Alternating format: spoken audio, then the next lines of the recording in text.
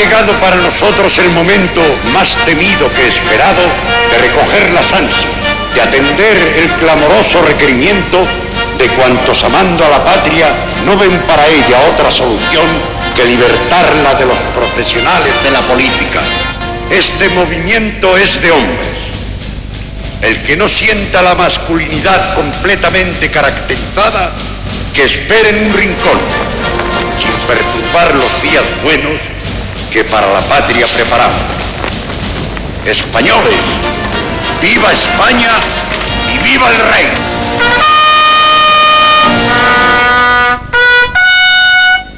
Con la lectura de este manifiesto, el 13 de septiembre de 1923, el capitán general de Cataluña, Miguel Primo de Rivera, da un golpe de Estado que triunfa sin apenas oposición ante la indiferencia de la mayoría de los españoles. Solo una parte de la burguesía, especialmente la catalana azotada por la violencia sindical y el pistolerismo, aplaude el golpe. Por lo que se refiere al rey, Alfonso XIII acepta inmediatamente las consecuencias del golpe y, haciendo caso omiso de la Constitución, apoya la formación de un gobierno de militares presidido por Primo de Rivera.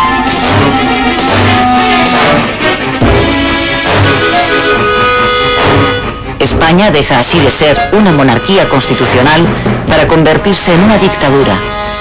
Alfonso XIII emprende a partir de ese momento un camino político sin retorno.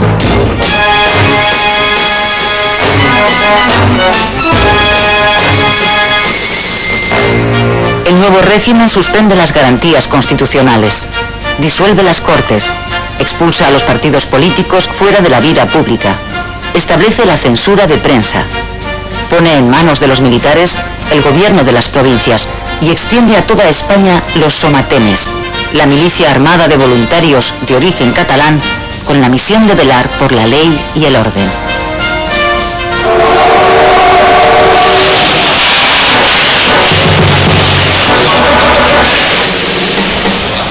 Una de las primeras decisiones de Primo de Rivera es fundar un partido propio. Lo que busca con ello es ampliar la base social de la dictadura y crearse una plataforma política para el futuro. La Unión Patriótica, que Primo pone en pie a comienzos de 1924, es un partido único, todos los demás están prohibidos, que aspira a convertirse en la columna vertebral de la nueva política del dictador. Dentro de lo que bautiza como programa regeneracionista, Primo de Rivera emprende la reforma de la administración y, tras declarar la guerra al caciquismo, disuelve todos los ayuntamientos y diputaciones que a partir de ese momento pasan a depender de la autoridad militar correspondiente. Los que estén conformes, que se levanten. Durante los primeros años, la dictadura apenas cuenta con oposición. Los socialistas, que en un primer momento habían optado por mantenerse neutrales ante el golpe de Estado, terminan colaborando con la dictadura.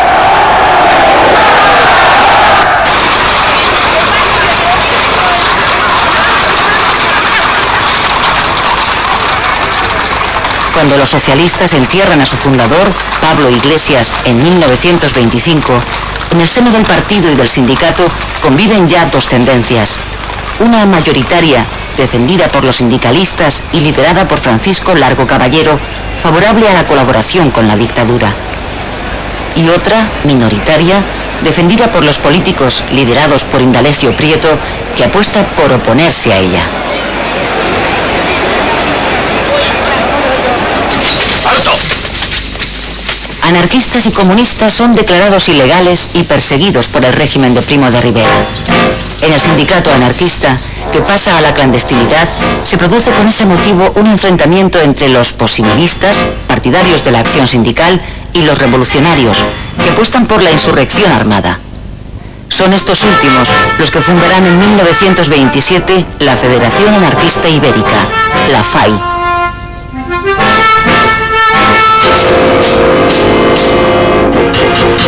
...8 de septiembre de 1925, puerto de Ceuta. El general Primo de Rivera acaba de embarcar en el buque insignia de la Armada, el acorazado Alfonso XIII. Desde allí va a dirigir una nueva y decisiva intervención militar en Marruecos, el desembarco en la bahía de Alhucemas. En esta ocasión se trata de una operación militar conjunta hispano-francesa. El líder rifeño Abdelkrim ha extendido la guerrilla al protectorado francés, lo cual ha favorecido el acuerdo entre España y Francia para acabar con la insurrección rifeña.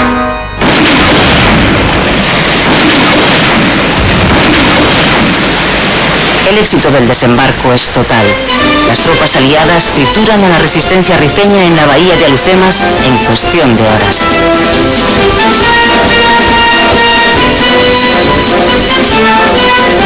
Seis meses después, el ejército español domina el Rif y su líder, Abdelkrim, se rinde a los franceses.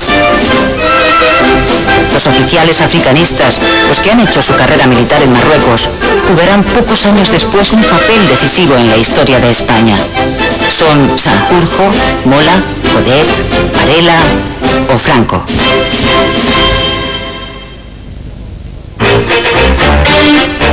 En diciembre de 1925, con el problema de Marruecos ya encauzado, el general Primo de Rivera, que disfruta de su momento de máxima popularidad, sustituye su gobierno de militares por uno de civiles. Con esta decisión, el dictador confirma su propósito de permanecer en el poder, pero sin renunciar a la dictadura.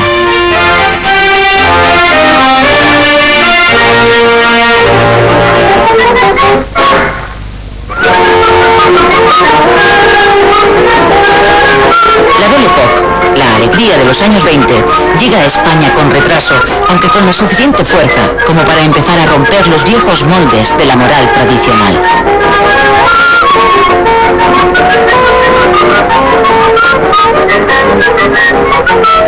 También la euforia económica de la década de los 20 llega al país, aunque una vez más tarda en llegar. Para estimular la economía española, la dictadura pone en marcha un ambicioso plan de obras públicas que modernice la muy anticuada e ineficiente red de comunicaciones.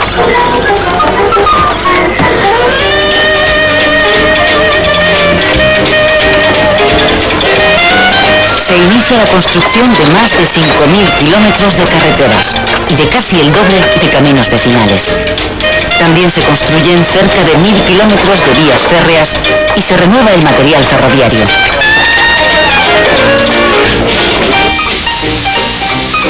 Simultáneamente, se pone en pie una política hidráulica de gran importancia para el país. Se crean las confederaciones hidrográficas para el aprovechamiento integral del agua. Se construyen embalses, canales de riego y también saltos de agua para satisfacer el incremento de demanda de energía eléctrica. La electricidad va llegando poco a poco a todos los rincones de España y con ella los electrodomésticos, aunque eso sí, solo para unos poquísimos afortunados. El plan de obras públicas puesto en marcha por la dictadura produce efectos muy positivos sobre la economía española, como una notable expansión industrial y un claro incremento del empleo. La prosperidad económica, sumada a la férrea disciplina impuesta en el mundo laboral, tienen como resultado una mayor estabilidad social, ya que el número de huelgas disminuye drásticamente. Con la mejora de las comunicaciones, el número de automóviles se multiplica por 3 durante esta década. El turismo extranjero empieza a llegar y los coches de línea recorren el país rompiendo el aislamiento del campo respecto a la ciudad.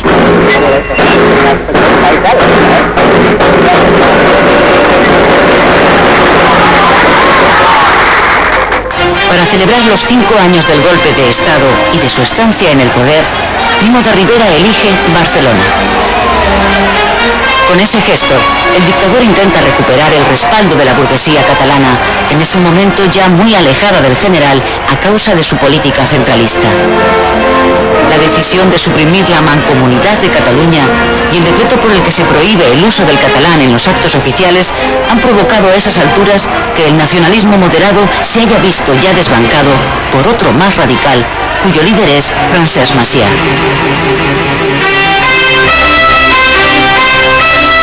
En 1928 se inicia el proceso de decadencia de la dictadura. En su afán por buscar una salida constitucional a su régimen, Primo de Rivera intenta sacar adelante una nueva constitución de carácter autoritario y corporativo. Pero ese intento de institucionalizar la dictadura encuentra muy mala acogida por parte, entre otros, de los socialistas, que comienzan a distanciarse del régimen. El proyecto de Primo de Rivera acaba siendo un rotundo fracaso político, que es aprovechado por la oposición para hacerse presente ante la sociedad española. ¡Viva la República! ¡Viva! ¡Viva la República!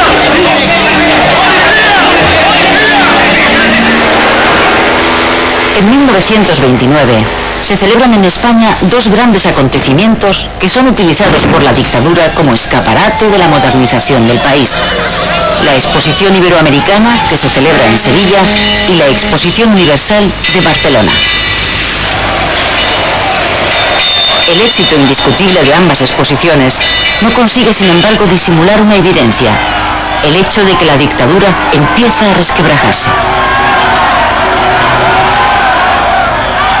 Salvar una patria es siempre deber de masculinidad, en el sentido... Este es el último discurso del general Primo de Rivera. Lo pronuncia ante las mujeres de la Unión Patriótica. Faltan muy pocos días para que el dictador dimita. 27 de enero de 1930. Este es el momento en que Primo de Rivera abandona el Palacio Real tras presentar su dimisión al rey. El dictador ha fracasado en su intento de crear un sistema político propio y ha perdido ya todos los apoyos. Pocos días más tarde, abandona España.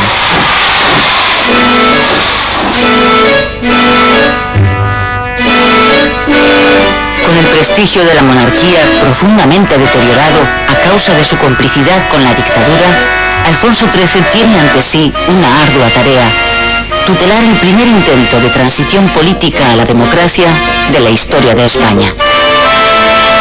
El general Dámaso Berenguer es el designado por el rey para regresar a la senda constitucional.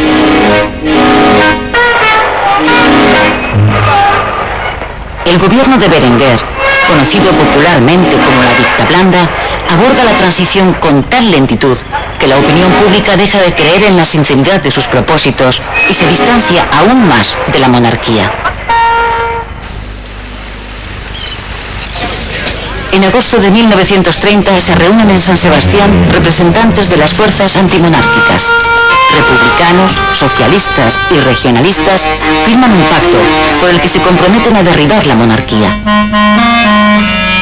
Los grandes intelectuales españoles defienden esa misma posición. El filósofo José Ortega y Gasset publica en ese momento un demoledor artículo que termina diciendo: hay que destruir a la monarquía.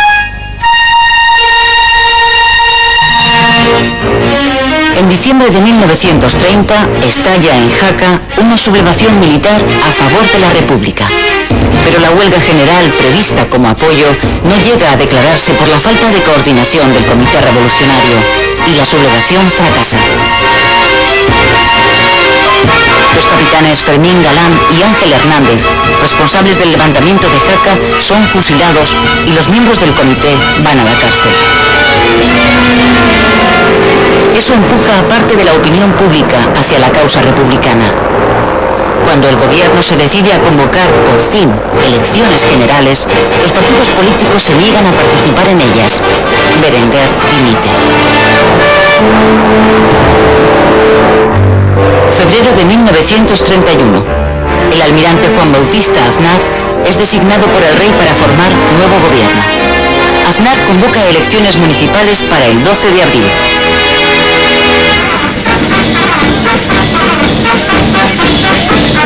Durante la campaña electoral, los republicanos presentan las elecciones locales como un plebiscito sobre la monarquía.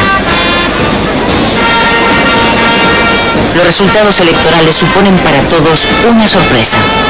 Aunque el número de concejales monárquicos supera al de republicanos, estos triunfan en las ciudades donde la libertad de voto es real. Hasta allí no llega el poder de los caciques. Tras conocerse los resultados, el presidente de gobierno, almirante Aznar, acude a despachar con el rey. A la entrada, los periodistas le preguntan si habrá crisis, y Aznar responde: ¿Qué más crisis quieren ustedes que la de un país que se acuesta monárquico y amanece republicano? ¡Viva la República! En Eibar, a las 6 de la mañana del 14 de abril de 1931, los concejales ganadores proclaman la República. Ante 10.000 vecinos concentrados ante el ayuntamiento, los republicanos izan la bandera tricolor y cambian el nombre de la plaza Alfonso XIII por el de la República.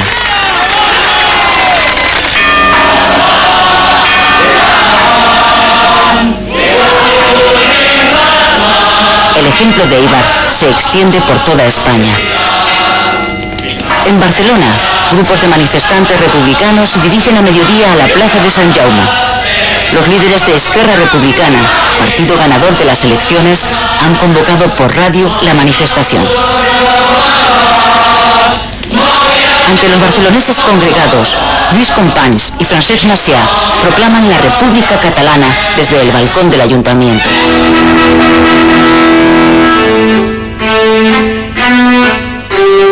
En Madrid, a las 5 de la tarde, da comienzo el último Consejo de Ministros del reinado de Alfonso XIII. El conde de Romanones informa al Consejo que ha alcanzado un pacto con el Comité Revolucionario para entregarle el poder de forma pacífica. La monarquía cae ese día. No ha sabido adaptarse a la modernización que pide el país. Se ha quedado caduca y además el pueblo la identifica con la oposición al cambio.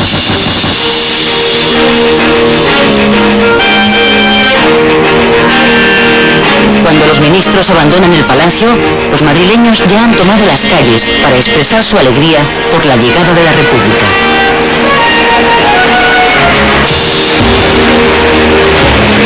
Al caer la tarde, el gobierno provisional iza la bandera republicana en el balcón del Ministerio de la Gobernación, en la Puerta del Sol. El nuevo presidente, Niceto Alcalá Zamora, proclama oficialmente la Segunda República Española.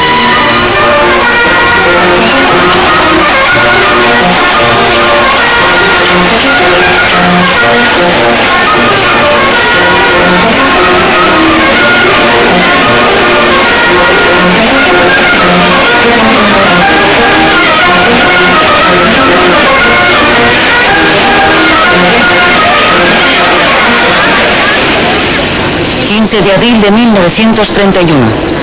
Mientras los 23,5 millones de españoles regresan esperanzados a la normalidad, Alfonso XIII vive en Francia su primer día de exilio. La noche anterior, después de renunciar a la corona, el rey abandonó el Palacio Real en dirección a Cartagena. De ahí ha salido en barco rumbo a Marsella. No volverá a pisar tierra española.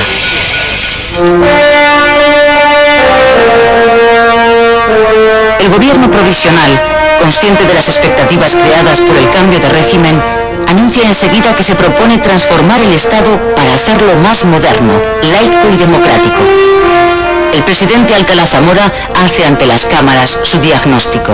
La crisis de España no es política, no es siquiera de régimen, es histórica con toda su trascendental amplitud. España sigue siendo en 1931 un país subdesarrollado en el que el débil sector industrial tan solo da trabajo a la cuarta parte de los obreros. Las ciudades se han ido llenando de gentes que acuden desde el campo con la esperanza de mejorar su vida. Madrid y Barcelona, que han duplicado su población en lo que va de siglo, tienen ya 1 millón de habitantes.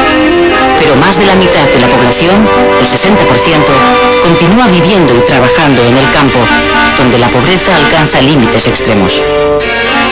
Eso sucede sobre todo en la mitad sur del país, donde un puñado de propietarios posee la casi totalidad de las tierras. El trabajo es escaso y está mal pagado. Uno de los primeros problemas que aborda el gobierno provisional es el de la enseñanza primaria.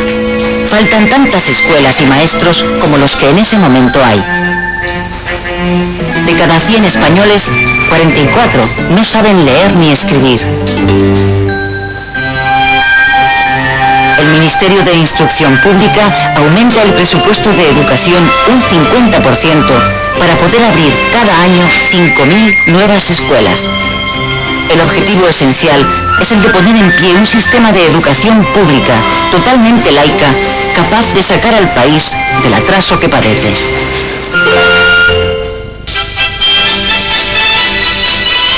La reforma del ejército es otro de los asuntos que el gobierno aborda de forma inmediata.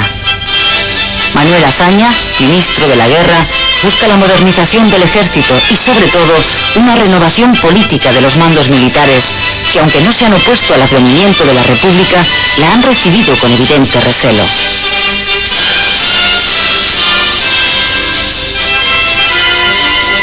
Azaña recurre a las jubilaciones anticipadas para reducir la desproporcionada cantidad de oficiales. Limita el ámbito de la jurisdicción militar en beneficio de la civil. Revisa los ascensos de la Guerra de Marruecos y cierra 3 de las 5 academias militares.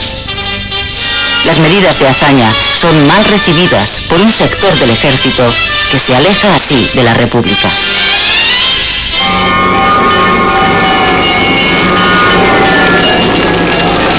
El problema religioso le estalla a la República de forma accidental un mes después de su proclamación. En Madrid, un grupo de exaltados saquea e incendia varios edificios religiosos. El anticlericalismo se hace presente una vez más en la calle, pero el gobierno, desbordado por los acontecimientos, no pone los medios para detenerlo. Los disturbios se extienden a otras ciudades. Después de 3 días de violencia, más de un centenar de edificios religiosos han sido incendiados en todo el país. Las relaciones entre la Iglesia Católica y la República no harán sino empeorar a partir de entonces. La vida de la joven República transcurre a toda prisa. El gobierno convoca para el mes de junio elecciones a Cortes Constituyentes.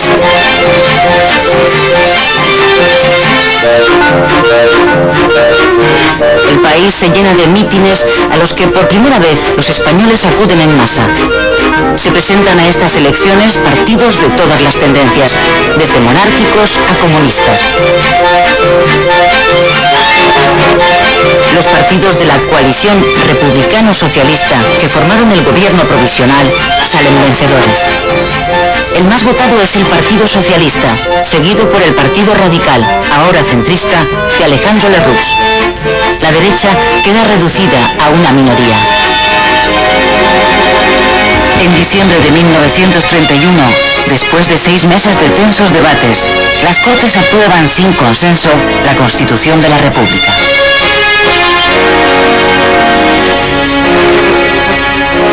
El nuevo texto constitucional establece la democracia parlamentaria. Introduce el modelo autonómico para intentar resolver el problema regional. Establece la separación de la Iglesia y el Estado. Reconoce el derecho al voto para las mujeres e incluye el reconocimiento de importantes derechos sociales para las clases trabajadoras. Después de aprobada la Constitución, Niceto Alcalá Zamora es proclamado presidente de la República. La comitiva presidencial se dirige desde las Cortes al Palacio Real, que va a ser desde ese día sede de la Presidencia de la República.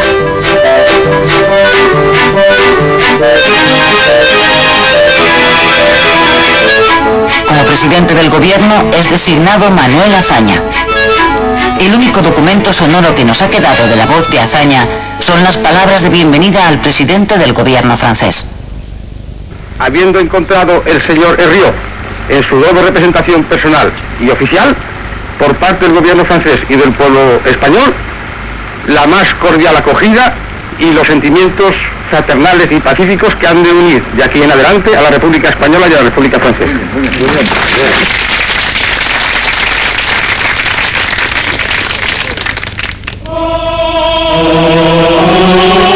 Las relaciones, ya tirantes de antemano, de la República con la Iglesia, se tensan aún más con la separación entre Iglesia y Estado que la nueva Constitución oficializa.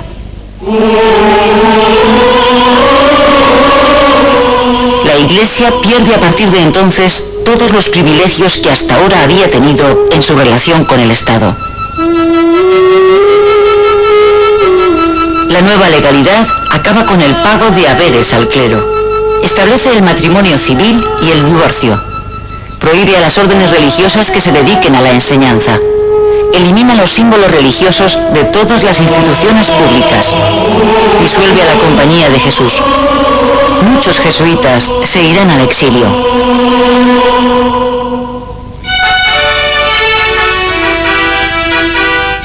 Los socialistas, con 3 ministros, entran en el gobierno por primera vez en su historia. Uno de ellos, Largo Caballero, con una larga trayectoria sindical, ocupa la cartera de Trabajo y adopta una serie de medidas destinadas a favorecer a los trabajadores.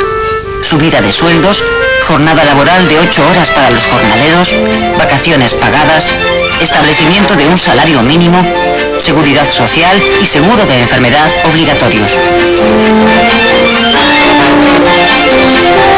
La división del movimiento obrero en torno a los 2 grandes sindicatos, la UGT y la CNT, se hace patente una vez pasada la euforia por la llegada de la República. Los socialistas consideran que la República es un paso necesario para alcanzar sin violencia el Estado socialista.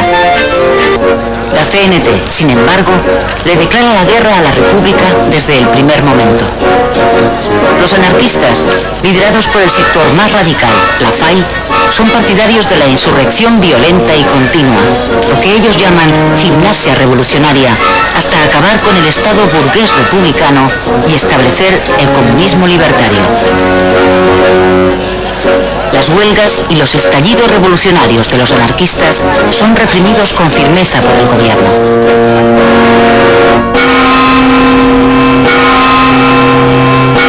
Agosto de 1932. El general Sanjurjo encabeza desde Sevilla el primer intento de golpe militar contra la República.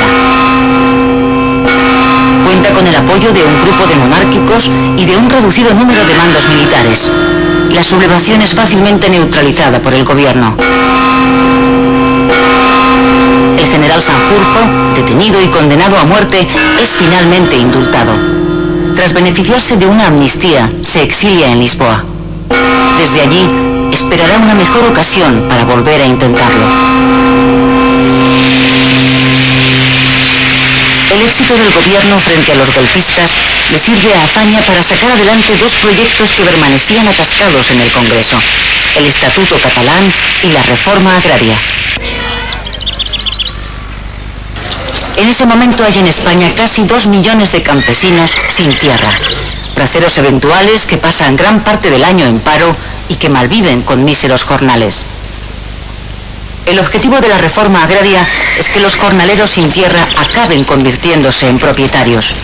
Con ese propósito, el gobierno pone en marcha una política de expropiaciones con dinero público de los latifundios mal explotados.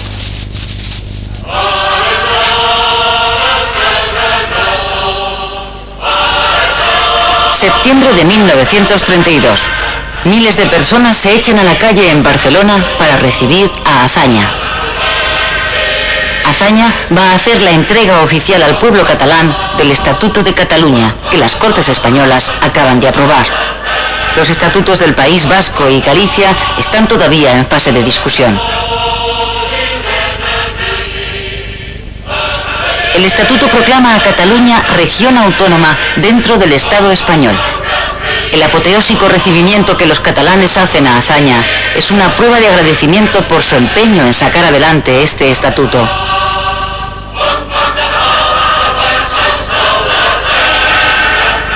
Francesc Macià será el primer presidente de la Generalitat elegido por los catalanes. La lentitud en la aplicación de la reforma agraria, causada sobre todo por la falta de recursos económicos, acaba con la paciencia de los campesinos. Las ocupaciones de fincas y los levantamientos anarquistas se multiplican. En enero de 1933, la FAI hace un llamamiento a la insurrección general. Como en otros lugares, en Casas Viejas, un pueblo de la provincia de Cádiz, un grupo de braceros anarquistas declara el comunismo libertario y se subleva.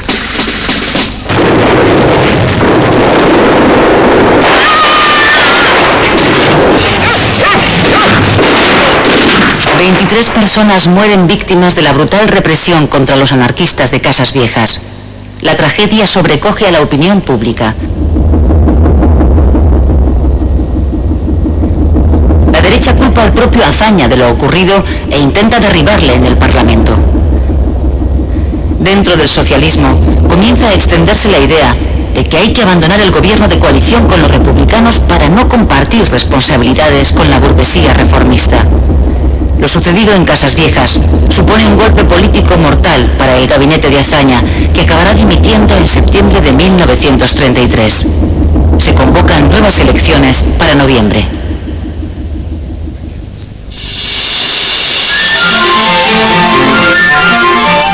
Esta es la primera vez que en España votan las mujeres en unas elecciones generales. La asistencia femenina a las urnas es masiva. Las elecciones incluyen otra novedad. Las derechas se presentan por primera vez unidas en una coalición de partidos llamada CEDA, Confederación Española de Derechas Autónomas. Su líder es José María Gil Robles y sus principios: religión, familia, orden y prosperidad.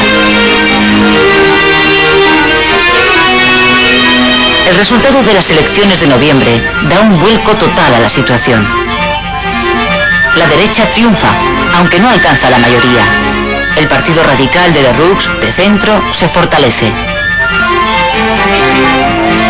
Los republicanos de izquierda sufren un batacazo y los socialistas pierden la mitad de los escaños que habían logrado en los comicios de 1931. El encargado por el presidente de la República para formar gobierno es el centrista Alejandro Lerroux.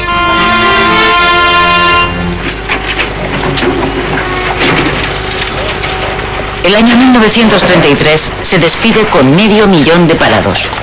Con este importante aumento del desempleo, España empieza a padecer los efectos de la crisis económica internacional iniciada en el año 1929.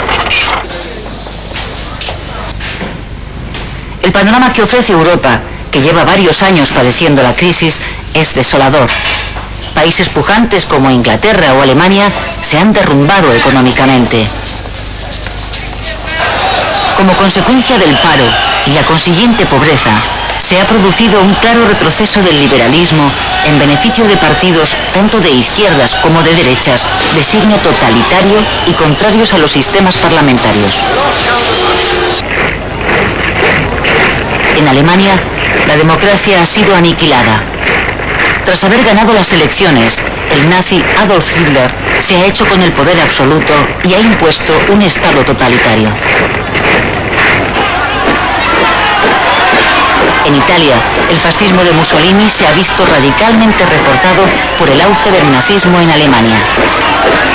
Cuando España encuentre una empresa En España, José Antonio Primo de Rivera, hijo del dictador, acaba de fundar en octubre de 1933 un partido de corte fascista, Falange Española. Le mouvement que nous sommes en train d'initier en Espagne n'est pas une copie d'aucun mouvement étranger. Il a appris du fascisme italien ce que le fascisme a d'unité, d'autorité et de substitution des luttes des classes par une idée de coopération. El gobierno centrista de Alejandro Lerroux, que gobierna con el apoyo parlamentario de la CEDA, imprime un giro más conservador a la República y revisa gran parte de las reformas de los gobiernos de Azaña.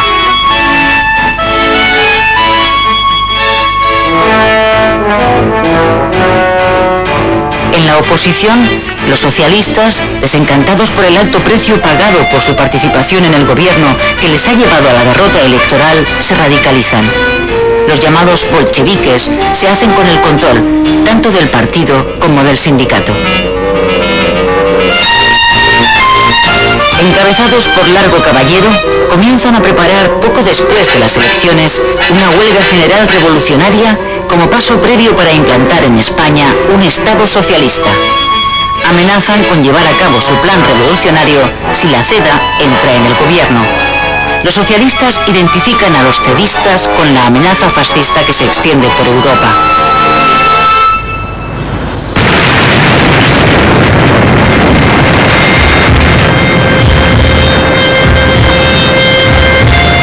Asturias, 5 de octubre de 1934. La insurrección obrera que los socialistas han estado preparando se pone en marcha en la cuenca minera. La víspera, el jefe de gobierno había anunciado la entrada en el gabinete de 3 ministros de la CEDA. ¡No disparéis, hermanos! ¡No disparéis! ¡Viva la revolución! ¡Abajo el capitalismo! ¡Soldados, no disparen! Los revolucionarios asturianos asaltan los cuarteles de la Guardia Civil, del Ejército y de las fábricas de armas. Después de hacerse con la cuenca minera, toman Oviedo. Asturias es el único lugar donde las izquierdas, incluidos los anarquistas y los comunistas, se han unido para una sublevación que allí de momento ha triunfado. ¿Ya?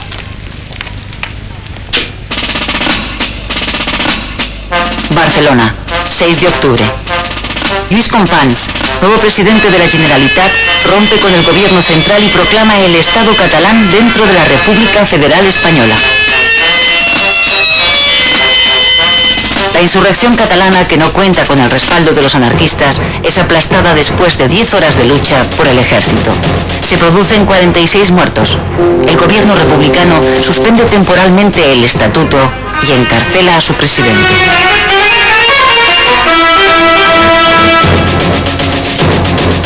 La insurrección fracasa en el resto de España, incluida la capital, Madrid. Sin embargo, la llama revolucionaria sigue encendida en Asturias. El gobierno de la República declara el estado de guerra y encarga al general Franco la dirección de las operaciones contra los sublevados. Los enfrentamientos duran casi 2 semanas y son de una extrema brutalidad. Alcanzan la dimensión de una guerra civil. El ejército acaba por sofocar la Revolución de Octubre, que deja tras de sí un balance trágico. 1000 muertos y más de 2000 heridos entre los sublevados. 300 muertos y 800 heridos entre las fuerzas del orden.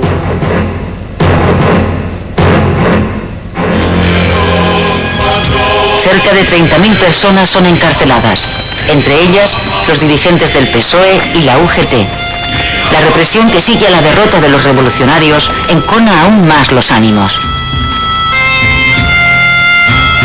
La Revolución de Asturias es el preludio de la Guerra Civil Española.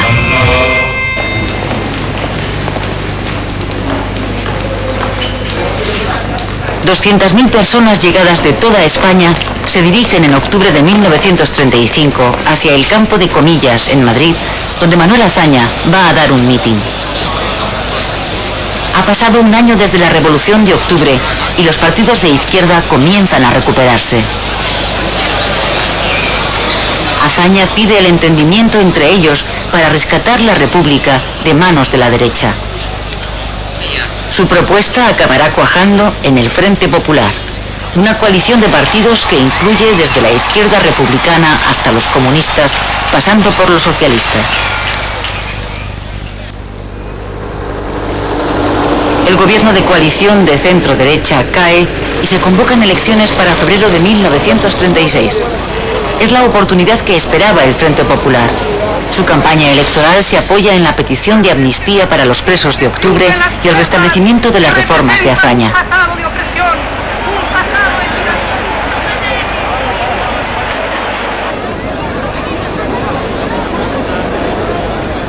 El interés que han despertado entre los españoles estas elecciones se refleja en el alto índice de participación, cerca del 73%. En esta ocasión, incluso los anarquistas acuden a votar. El Frente Popular gana las elecciones con un 47% de los votos. La derecha obtiene el 45% y el centro un 5%, con lo que prácticamente desaparece. El mapa político queda así dibujado en 2 grandes bloques enfrentados, uno a la derecha y otro a la izquierda. Los simpatizantes del Frente Popular se echan a la calle para celebrar la victoria. Comienzan a circular rumores sobre una sublevación militar.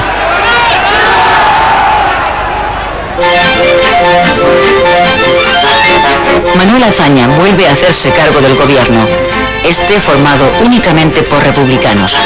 Los socialistas en esta ocasión han preferido quedarse fuera. El nuevo gobierno aprueba inmediatamente una amnistía para los presos políticos y acto seguido restablece la Generalitat de Cataluña. El presidente catalán, Companys, quien gracias a la amnistía aprobada ha salido de la cárcel, es aclamado en su triunfal regreso a Barcelona.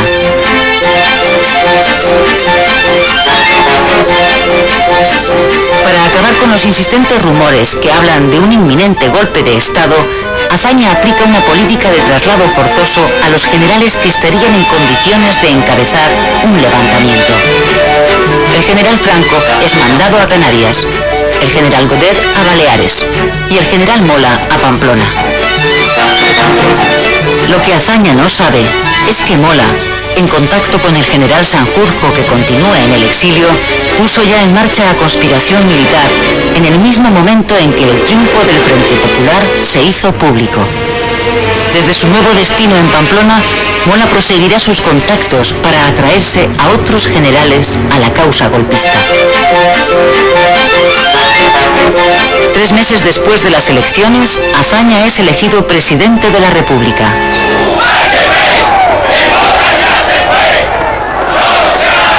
A partir de las elecciones, la radicalización de la política es cada vez más clara. Las organizaciones juveniles de los partidos que no dejan de crecer se militarizan. Estas imágenes corresponden a la manifestación del 1 de mayo, organizada por los socialistas en defensa de la unidad del proletariado. Participan en el desfile las juventudes socialistas, que acaban de fusionarse con las comunistas.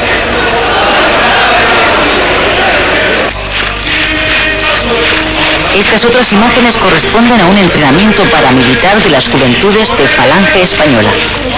El partido que dirige José Antonio Primo de Rivera, que apenas consiguió 50.000 votos en las elecciones, está creciendo ahora como la espuma.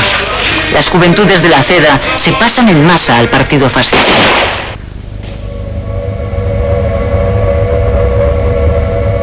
En la primavera de 1936, el clima de violencia es ya general en toda España. Más de 200 personas mueren en enfrentamientos políticos en los 3 meses que siguen a las elecciones.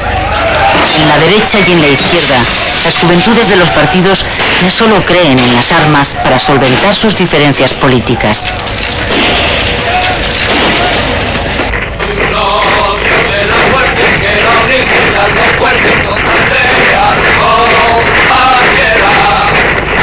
La rebelión militar que el general Mola lleva meses preparando estalla el 17 de julio en Melilla.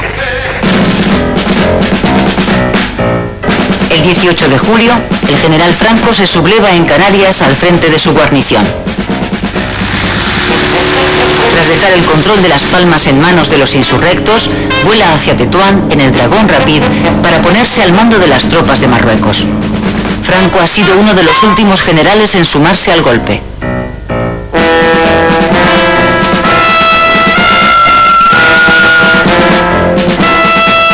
En la península, la primera ciudad en caer en manos de los sublevados es Sevilla. Luego van cayendo una tras otra las capitales andaluzas. La noticia del éxito de la sublevación en varias provincias llega a Madrid en la tarde del 18 de julio. La alarma se instala en la población. Los sindicatos obreros exigen al gobierno el reparto de armas. El gobierno acaba cediendo. El Frente Popular se ha reunido con carácter urgente a fin de examinar la situación creada por el alzamiento del ejército marruecos. Como protesta por la actitud facciosa de los pocos del ejército rebelde, las organizaciones sindicales obreras CNT y UGT han declarado la huelga general en toda la península y han ofrecido sus contingentes de afiliados para salvaguardar la paz interior. En los sindicatos y centros oficiales se reparte armamento a los frente populistas, quienes de momento mantienen a raya con su valor a los traidores a la República. ¡Viva la República! ¡Viva! ¡Viva la República! En Barcelona, los miembros del sindicato anarquista CNT, muy fuerte en Cataluña, que llevan tiempo preparándose para hacer frente a una posible sublevación derechista, se echan a la calle el día 19 de julio y consiguen reducir a los golpistas.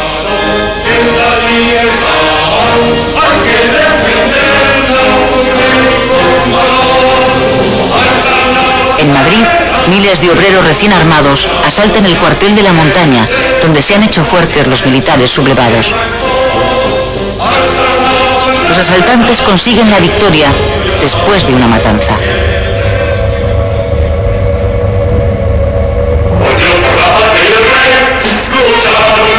En Pamplona, el general Mola se ha sublevado con éxito y con el entusiástico apoyo de los carlistas, que se suman en masa al levantamiento.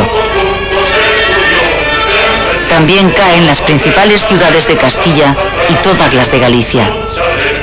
El avión que va a traer desde Lisboa a España al general Sanjurjo para sumarse al golpe se estrella al despegar. Los golpistas pierden a su jefe. Pasados los primeros días, los sublevados controlan solo la tercera parte del país.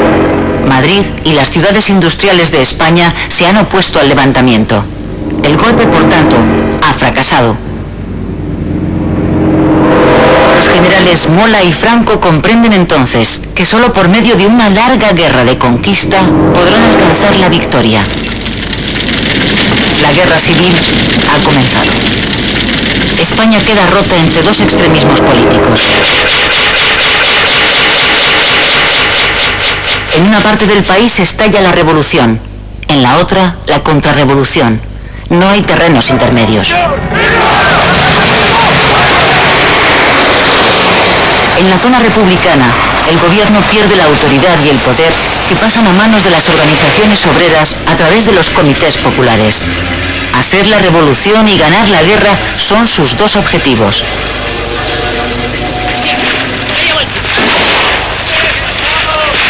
El ejército, que ha quedado desmantelado tras la sublevación, es sustituido por milicias populares de sindicatos y partidos. Este es el ejército popular que va a luchar contra los militares sublevados.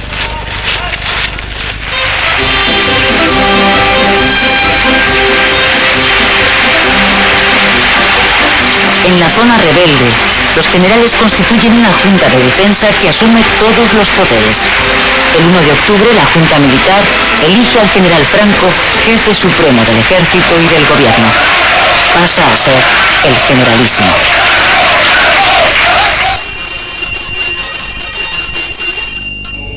Los sublevados restauran inmediatamente el culto católico en las zonas bajo su dominio. La Iglesia recupera la posición de poder que la República le había arrebatado. Los obispos, agradecidos, redactan una carta colectiva dirigida a los católicos de todo el mundo, otorgando a la contienda un carácter religioso. La guerra civil se convierte en cruzada. La protección de la religión católica amenazada es uno de los grandes argumentos utilizados por los rebeldes para legitimar ante el mundo el alzamiento militar y la guerra. Country, religion, family. This is our aim and strength. En la zona republicana ocurre todo lo contrario. La Iglesia católica es perseguida a muerte. La excepción es el País Vasco, donde poco después de empezada la guerra, las Cortes han concedido el Estatuto de Autonomía al País Vasco y se ha constituido un gobierno de nacionalistas y republicanos. Allí, la Iglesia y sus representantes son plenamente respetados por el gobierno, presidido por el nacionalista José Antonio Aguirre.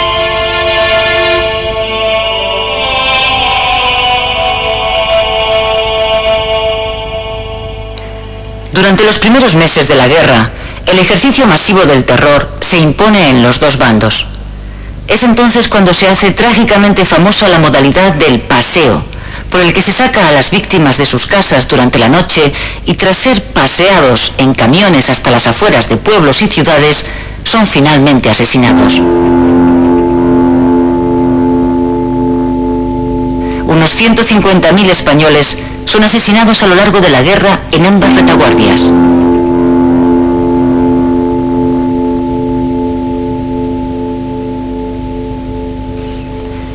zona republicana, los comités revolucionarios inician una represión feroz e incontrolada contra sus enemigos políticos, los llamados fascistas.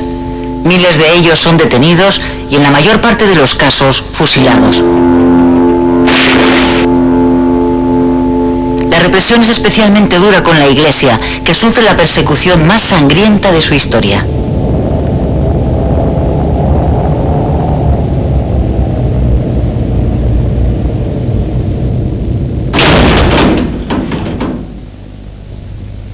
En la zona sublevada el terror se ejerce con idéntica contundencia, con una diferencia: es un terror controlado por las autoridades militares. Los frentepopulistas llamados rojos son detenidos, juzgados sumariamente y fusilados.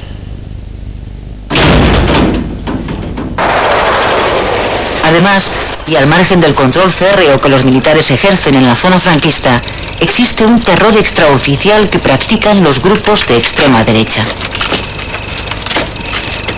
Como en el otro bando, los falangistas dan el paseo durante la noche a miles de sospechosos de ser rojos.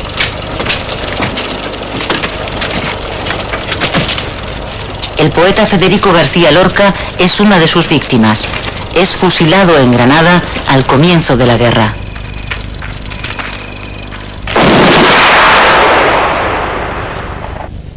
¡Arriba España!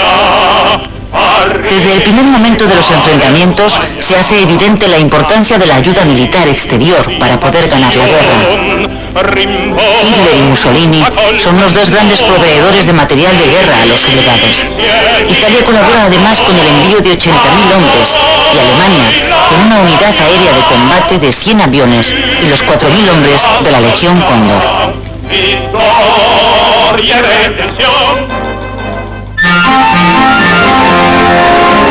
La República sufre desde el primer momento serios problemas para adquirir material de guerra.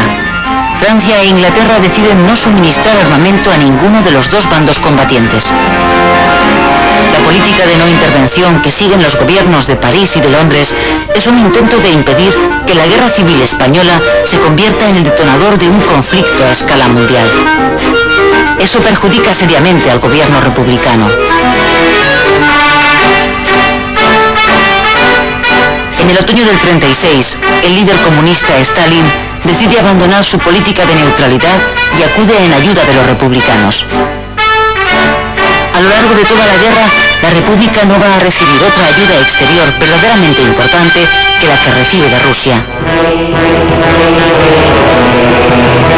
La Internacional Comunista, que también apoya a la República, envía a su vez a las Brigadas Internacionales. Alrededor de 60.000 voluntarios, en su mayoría comunistas procedentes de 60 países, llegan a España para combatir en las filas republicanas.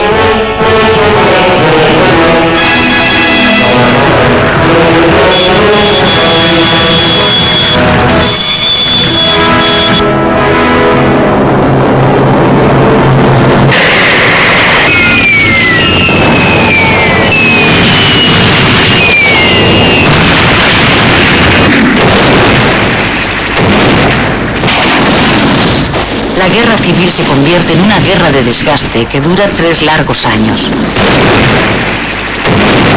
Los republicanos, lastrados por sus profundas divisiones, tratan por todos los medios de resistir. No abandonan la esperanza de que si en Europa estalla la guerra contra el fascismo, los gobiernos democráticos acudan por fin en ayuda de la República.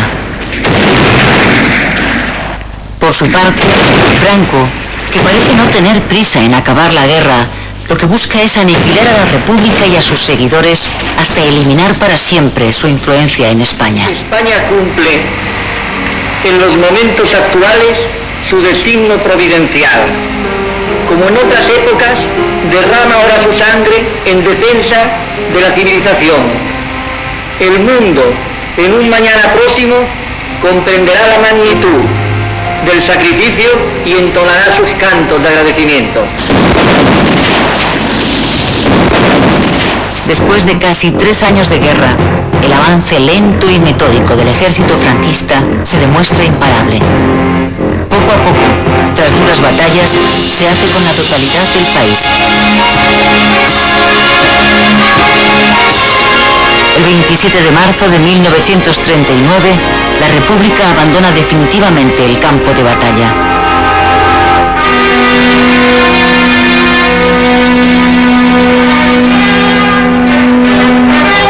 Parte oficial de guerra del cuartel general del Generalísimo, correspondiente al día de hoy, 1 de abril de 1939. Tercer año triunfal. En el día de hoy, cautivo y desarmado el Ejército Rojo, han alcanzado las tropas nacionales sus últimos objetivos militares. La guerra ha terminado. Al final de estos 3 años de guerra civil, el dolor y el odio se han extendido por el país hasta límites insospechados.